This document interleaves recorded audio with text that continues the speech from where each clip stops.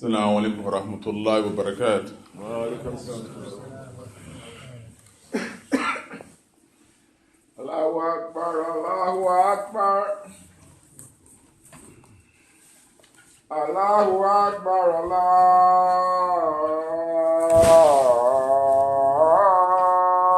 Akbar. Ashhadu an la ilaha illallah. Ashhadu an la ilaha illallah. Ashhadu anna Muhammadan Rasulullah. Ashhadu anna Muhammadan Rasulullah. Hayya ala salat. Hayya ala salat. Hayya ala falah. Hayya ala falah. Allahu Akbar, Allahu Akbar. La ilaha illallah.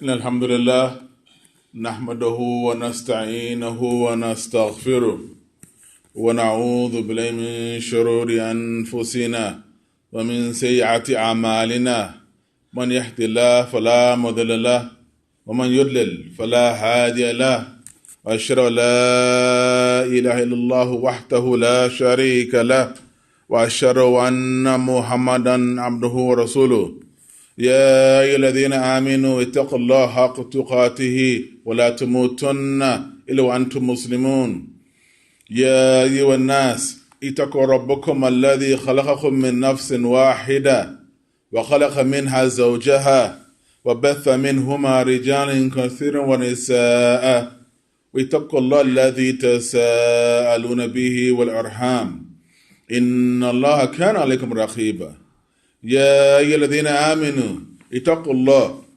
وقولوا قولا سديدا يصلح لكم أعمالكم ويغفر لكم ذنوبكم ومن يطع الله ورسوله فقد فاز فوزا عظيما. أما بعد إن أصدق حديث كتاب الله عز وجل أحسن حديث محمد صلى الله عليه وسلم وشر أمور محدثاتها وكل محدث في الإسلام بدعة وكل بدعة ضلالة وكل ضلالة في النار. All praise is due to Allah Azza wa Jal. We praise Him and we extol Him and we seek refuge in Allah Azza wa Jal from evil within ourselves and evil results of our wrong actions.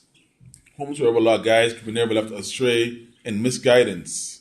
And whomsoever Allah Azza wa Jal allows to be left astray, and there's no guide for that individual.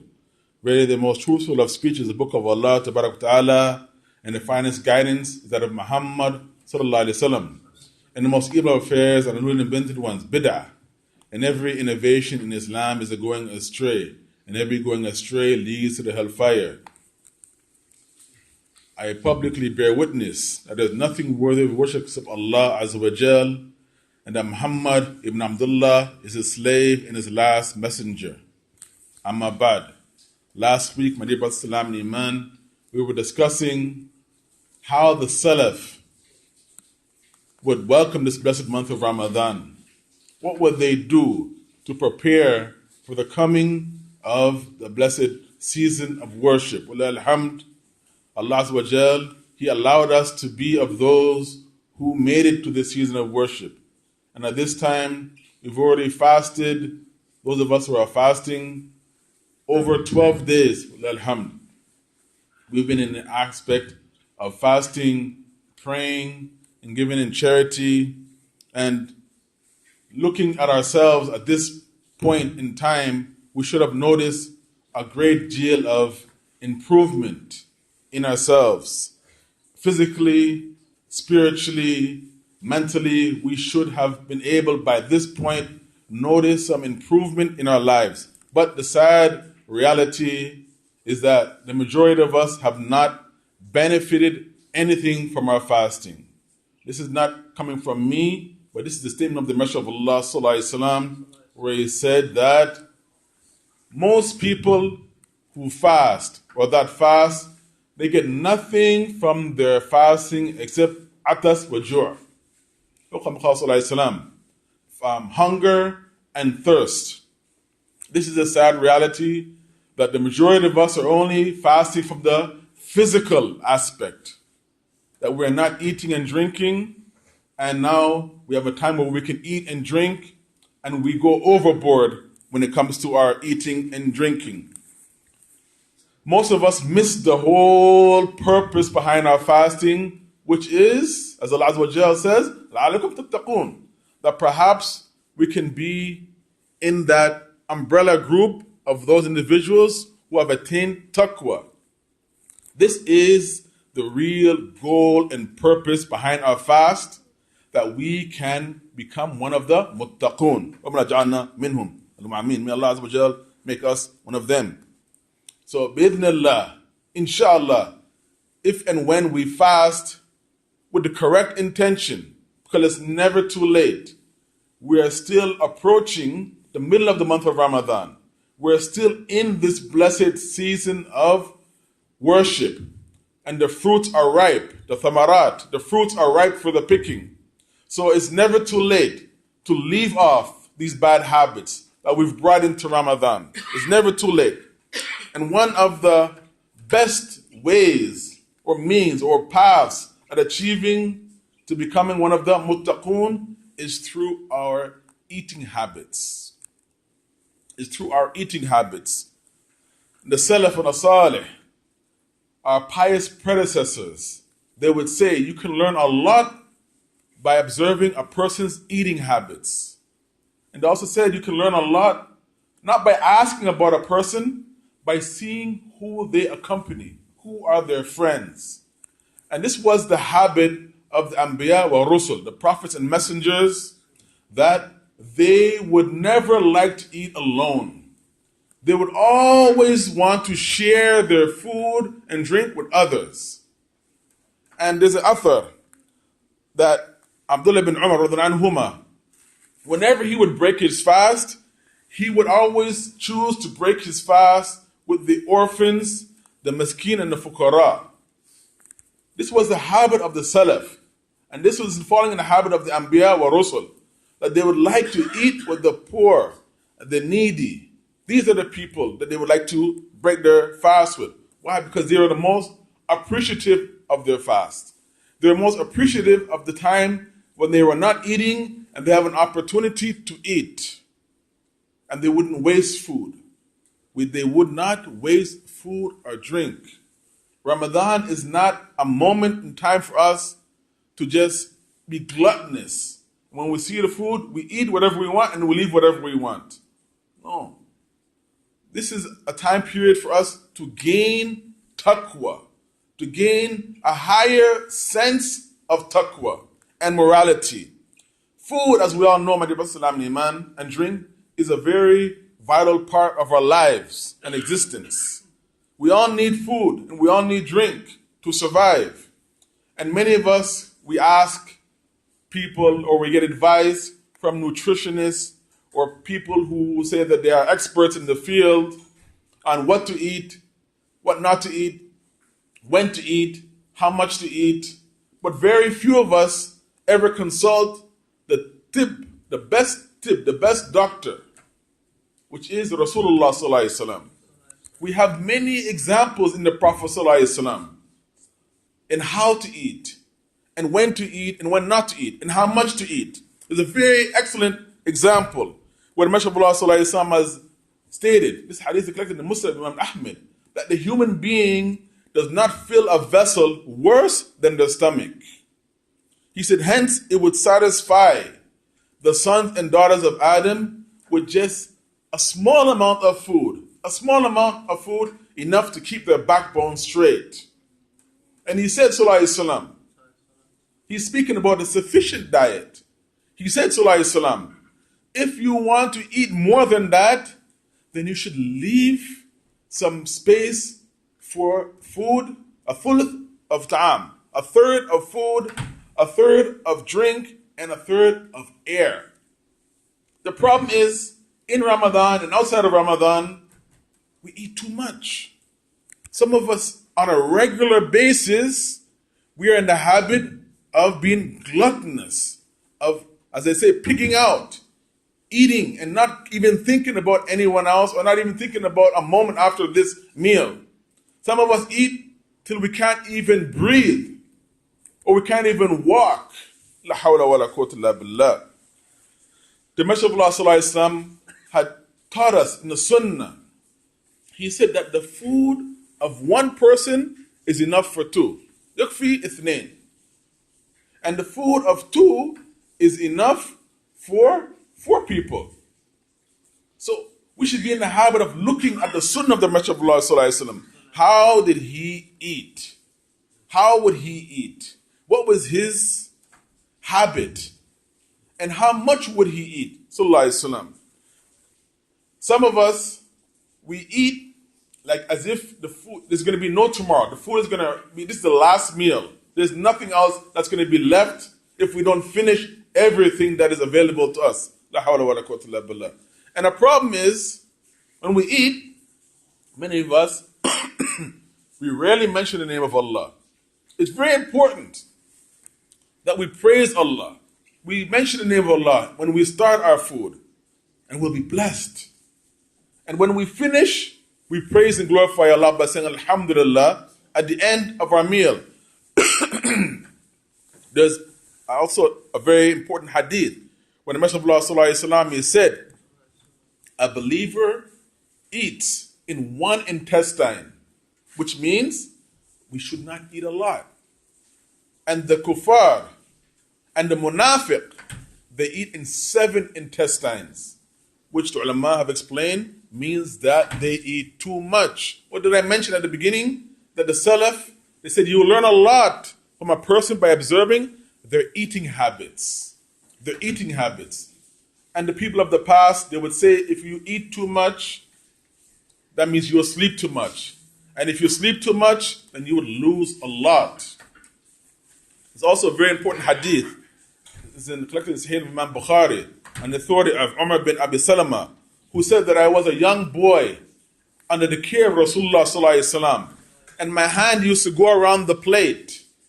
The Messenger of Allah sallallahu alaihi wasallam, he said, "Oh boy, ya ghulam, oh young man, Samillah, mention the name of Allah and eat from that food which is nearer to you."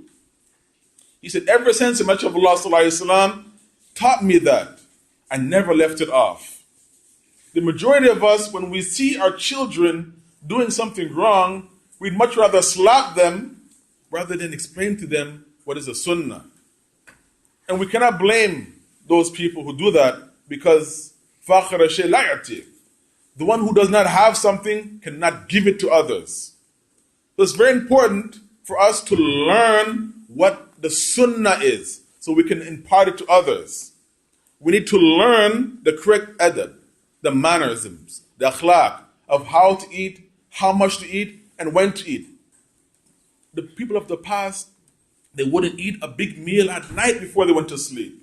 Why? Because it would be difficult to wake up in the morning to pray Qiyam al-Layl, Salat al-Subh, and so on and so forth.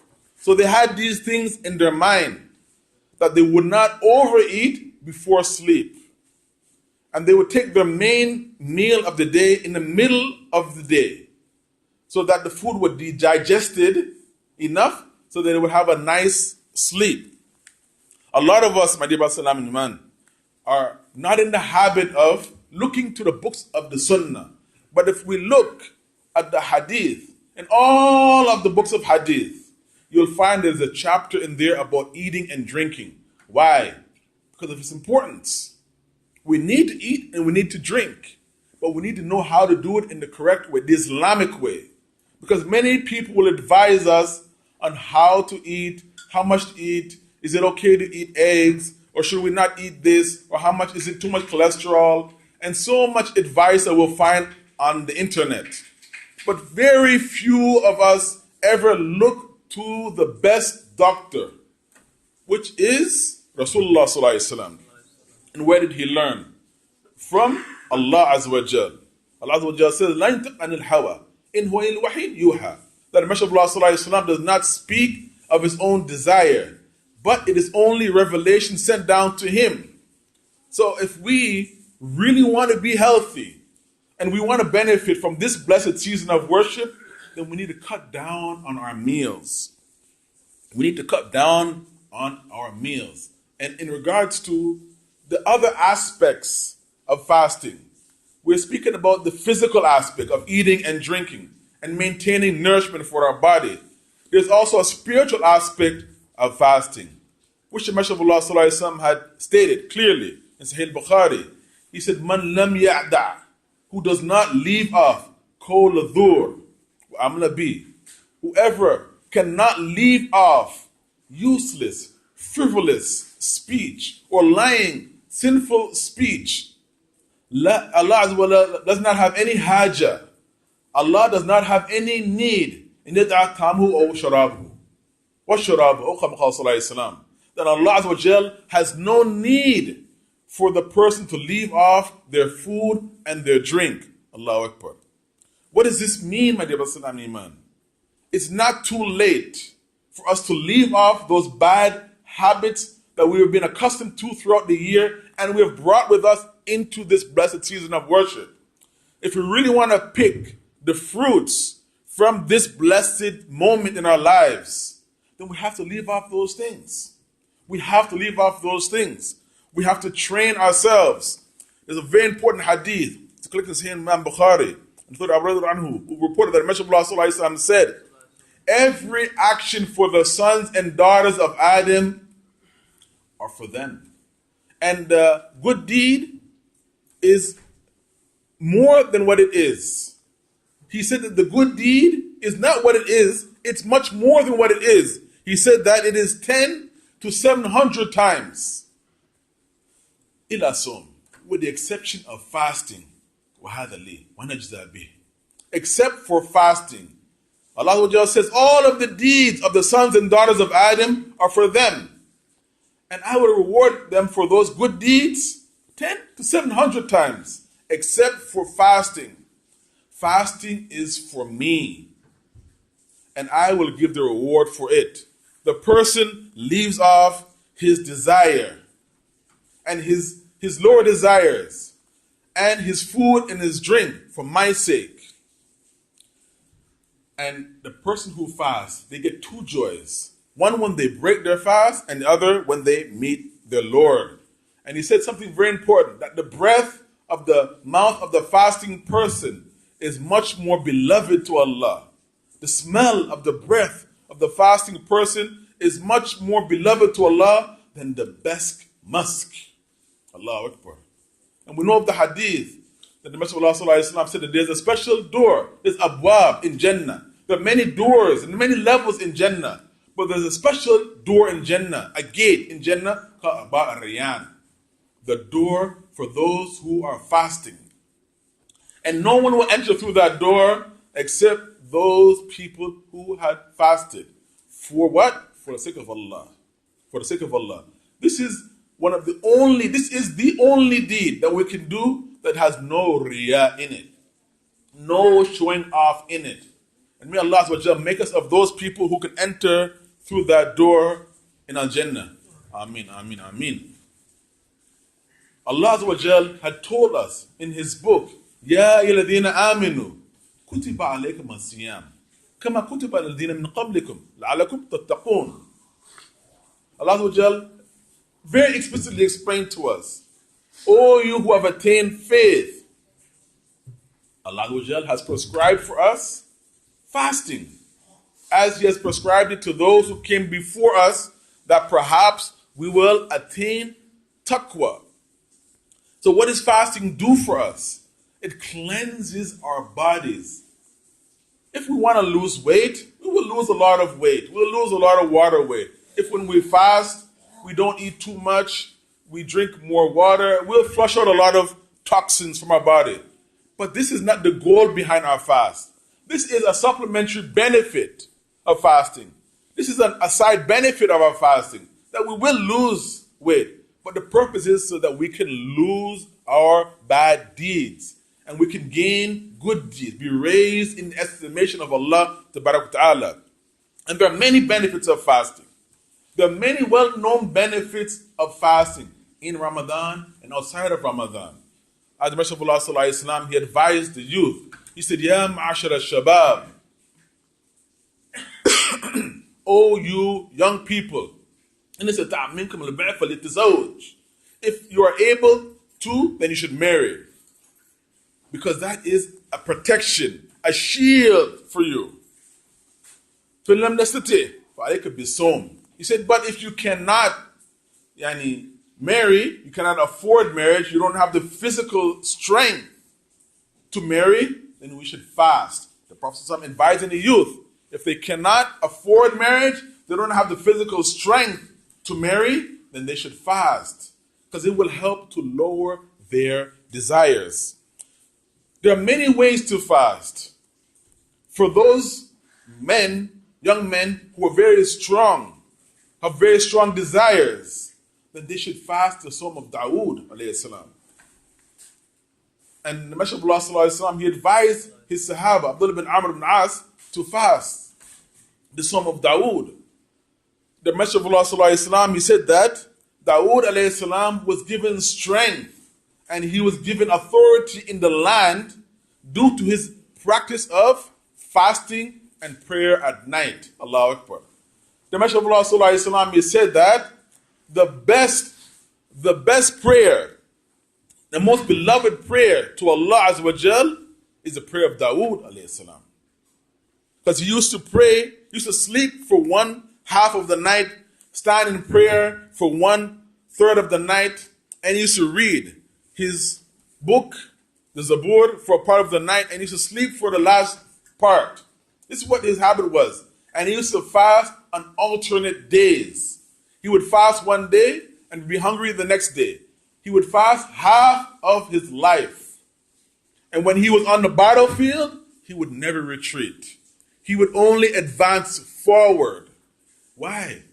Allah Azza wa Jal gave him that strength. The Messenger of Allah Sallallahu Alaihi Wasallam gave the reason why. Because he would only put his reliance on Allah Ta'ala.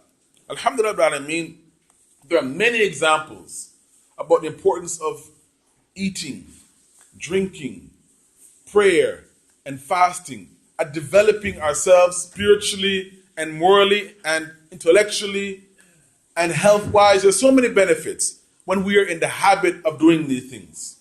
There's another very important hadith on the authority of Abdullah ibn Salam, the Jewish rabbi in Medina. And there are many hadith about Abdullah ibn Salam.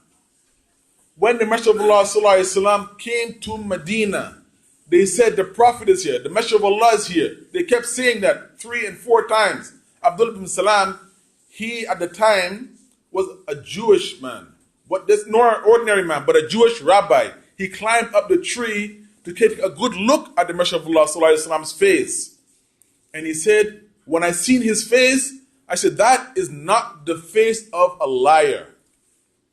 The first thing that the Messenger of Allah Sallallahu Alaihi Wasallam said when he came to Medina and the people gathered around him, he said, Ya ayyuhan nas, O people, spread the salam, hafshi salam, wat'imat ta'am, and feed the people. Spread the greetings of peace amongst yourselves and feed the people. وَسَلَّ لِيَالْ نَاسْ نَيَامْ, and pray at night when people are asleep. تَدْخُلَ الْجَنَّةَ بِسَلَامٍ, and you will enter paradise in peace. Allahu Akbar. So may Allah Azza wa Jal help us and give us the tawfiq to be of those who are the regular habit of spreading the salam and feeding the people, and of those who pray at night. Amin, amin, amin.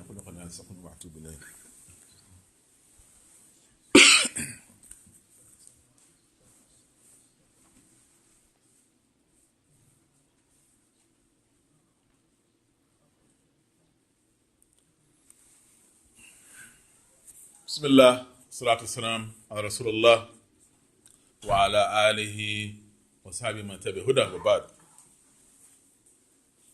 As we mentioned at the beginning of our khutbah today is that we have now reached to almost the midway point of our fasting in this blessed season of worship.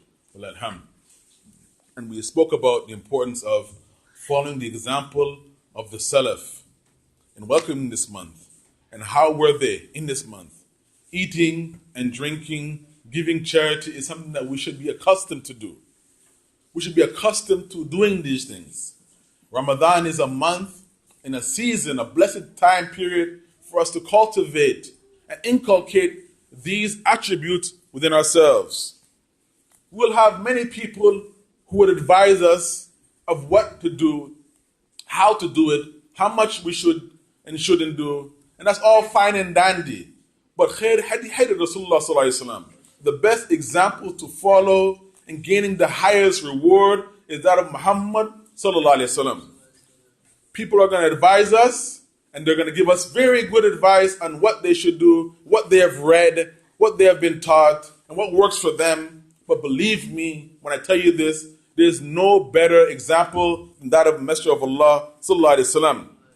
So we have to ask Allah Azza wa Jal that He gives us the strength, He gives us the tawfiq, the physical ability to carry on our fast. You'll have people say that you have to stop eating 20 minutes before the adhan. You should wait 10 minutes after the adhan to break your fast. They give so many advice. But if we look at the hadith and read what the Messenger of Allah sallallahu alaihi wasallam said about these things. When should we stop eating? He said, when you hear the adhan of Bilal, don't stop eating. Continue to eat. Because he calls the adhan when it's dark. He said, wait till Ibn Maktoum calls the adhan. Because he gives the adhan at the first light, when the Fajr has actually come in. This is proof. And there's many proofs on when we should stop our eating, when we should break our fast. The Messenger of Allah sallallahu alaihi wasallam said that if you want to remain on the straight path, on the path of correct guidance, then you should ajilu. You should be in haste to break your fast. So there isn't any authentic hadith to my knowledge, and I'm not claiming to know all of the hadith, or even a few of them, that the Messenger of Allah sallallahu alaihi wasallam said you should wait 10 or 5 minutes or 20 minutes after the time of Maghrib to break your fast. If anybody knows of those hadith, then please advise me and let me know. But from what I understand, and from what I have read, that the Messenger of Allah sallallahu alaihi wasallam said we should be in haste to break our fast. And we should prolong. We should eat as long as we can up until the time of Fajr. We should not wait. We should not wait 10 minutes or so before Fajr to stop eating. Those are just some advice of the fiqh that I would like to share with you all. And you're all free to look and research and find out what is the correct methodology of fasting, of when to start eating and when to stop eating, and how much is recommended to eat. The Messenger of Allah sallallahu alaihi wasallam said, take suhoor, take a morning meal, even if it's a few sips of water, because there's barakah in it, there's blessing in it. We shouldn't avoid taking suhoor. When we break our fast, 2, 3 dates, odd number of dates, and a few sips of water. This is the sunnah. Some people, they have a 3 or 4 course meal before Maghrib. This is not the sunnah. I want to be very, very clear. Now, this is not the sunnah, that we eat and eat and eat for 10 or for 20 minutes before Salat al-Maghrib. This is not the sunnah. I'll be very clear when I say that. The sunnah is that of Muhammad sallallahu alaihi wasallam. We should not follow the sunnah of any of those people who would want to give us advice on the internet, or people, or without what we might have been accustomed to doing in the past. If we really want Allah Azza wa Jal to accept from us our good deeds, our pious actions, then we have to have a proper intention to please Allah Tabarak Ta'ala. Remember that Messenger of Allah sallallahu alaihi wasallam said, Man sama Ramadan iman bihtisaban ghafara lahu ma taqaddama min dhanbihi sallallahu alaihi wasallam.